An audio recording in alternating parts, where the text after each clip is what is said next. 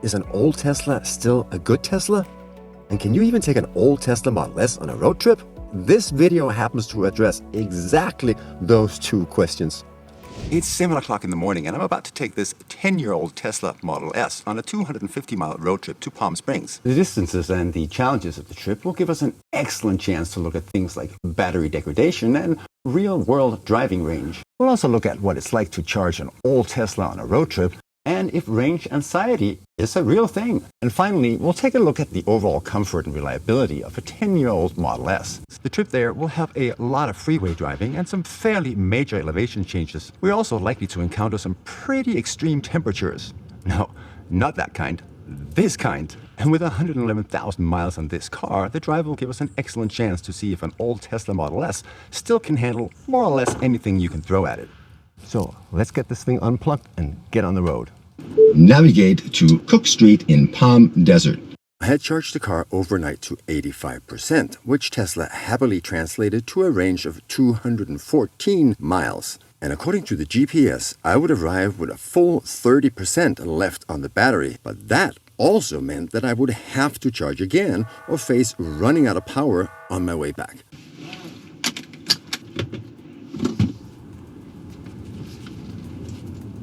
Now, as you can see, it's a little bit gloomy here in Newport Beach. We're right by the ocean, so we do get some gray mornings, and we're starting out at only 73 degrees worth of temperature here. That number is certain to change once we get just a little bit inland, and definitely once we hit the actual desert.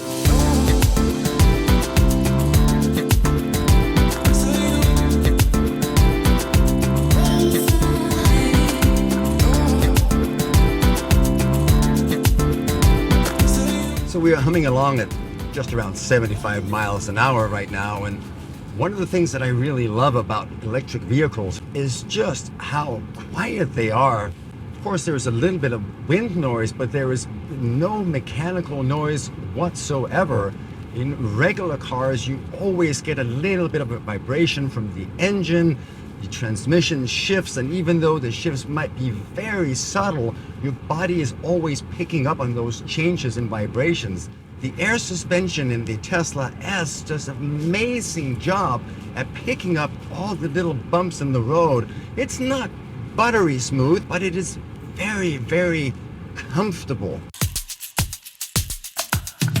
So we're now 50 miles into the trip according to Tesla, and if we look at this little chart here, we're still on track to hit our destination with right around 30% left on the battery. However, if we look over here to see how much range Tesla says we have left, a little quick math tells us that we have dropped 62 miles on the remaining range from when we started. So 50 miles driven, but 62 miles dropped. This is, of course, very normal for a Tesla. Calculating the actual range changes literally by the second because you do not get the regenerative braking on a freeway. That's actually one of the places where you use the most energy. The place where you use even more energy would be if you go through a mountain range, and we're about to do that. So we'll see what happens to our range once we do that.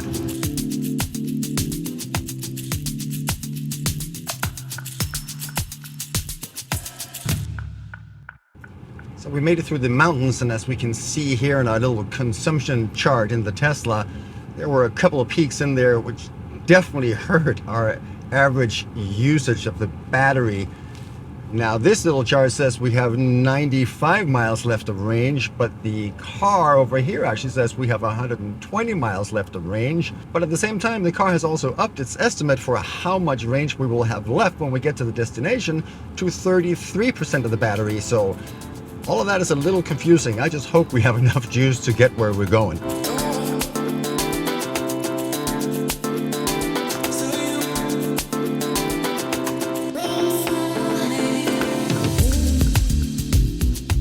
We have reached the Windmills of Palm Springs. We are now squarely in the middle of the desert, which also means, of course, that the temperature is rising. We are up to 98 degrees now, and it's still just a little bit after 10 o'clock in the morning.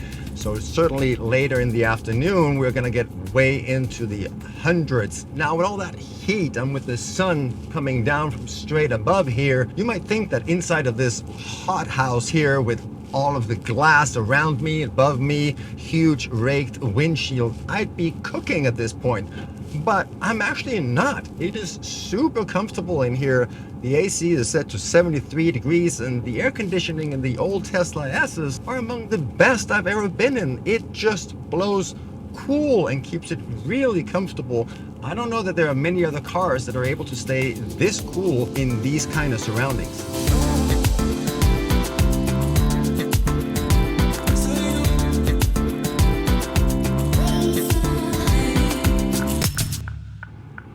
The windmills are able to produce an astonishing amount of electricity, with some of the larger windmills being able to produce all the way up to 1 megawatt.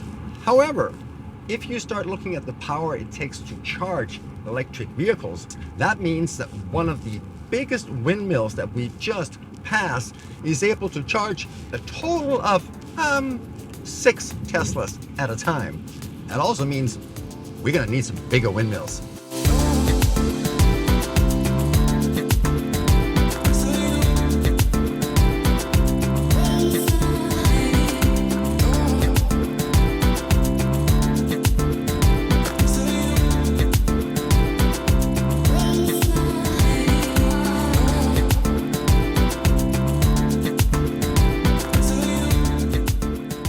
We made it out to my destination, and according to the car, we still have 84 miles left on the battery. If you remember what we started with, and we were supposed to have driven 116 miles, that also means that we used about 132 miles of battery. So an error of 16 miles or so, not too bad. I can live with that. Because we're out here a little bit early, it's still only 98 degrees, but I'm gonna head over to do some charging, and by then, I'm sure that it will be quite a bit warmer.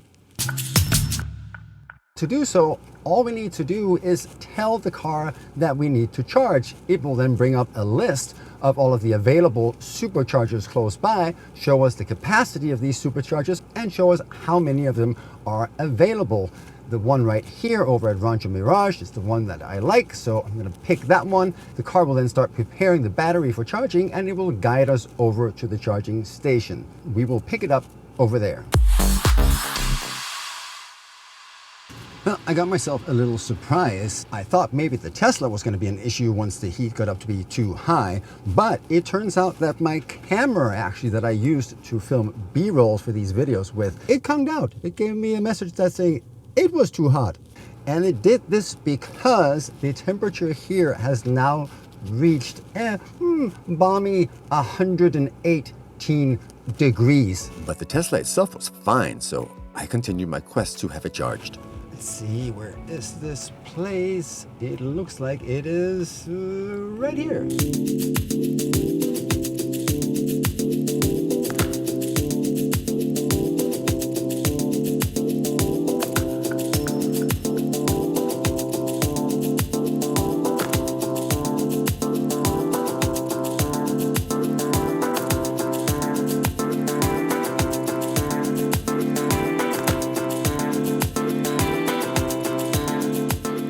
So as you can see here, we're now charging at 35 kilowatts. Normally, we're able to charge this car at around 70 kilowatts or so on the superchargers.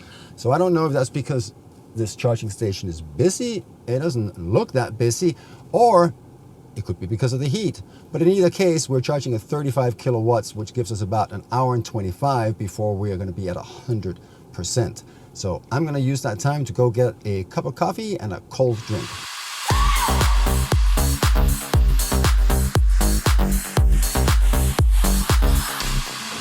Here's a fantastic business idea. Someone should open convenience stores right next to all the supercharger stations, like we have at the gas stations. I'm sure it's coming at some point. I ended up switching charger stations since something was clearly wrong with the one we hooked up to, and then I found one that I could actually go ahead and supercharge at the normal speed. Now, there's only 35 minutes remaining before we have a full charge again. Another thing you can see in the app here is the climate control. I actually left it on. The Tesla has the ability to just simply leave it on. It just runs off of the battery. It doesn't take a whole lot of energy, but it gives you a wonderfully cool car when you get back to it.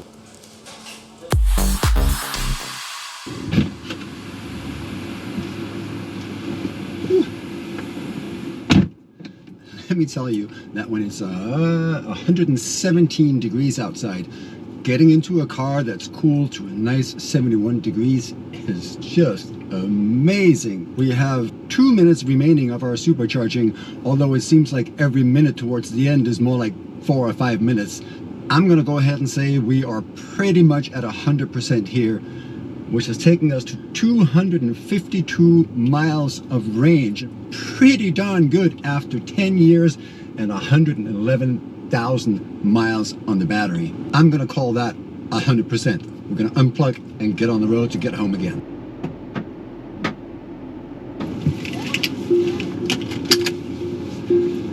If you notice that it sounds more or less like an airport outside around the charging station, that's because the Tesla's trying to keep the batteries cool while so much power is being fed into them.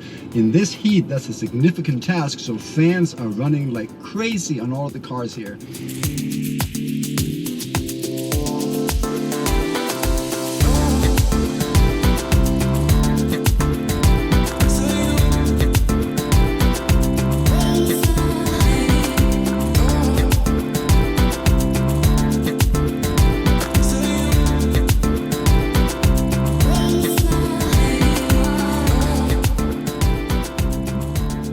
So as we're getting closer to getting back to where we started from, I think it might be time to address range anxiety. I used to have range anxiety before I actually got a Tesla and before I installed a level 2 charger in my garage.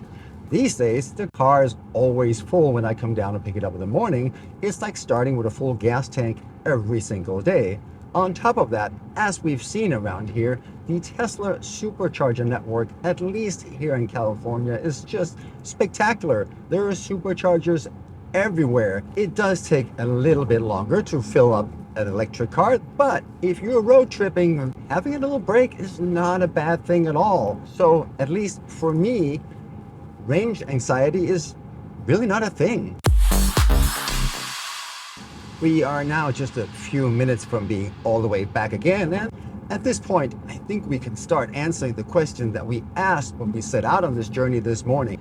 Can you and should you road trip an old Tesla, even if it's 10 years old and even if it has 111,000 miles on the battery?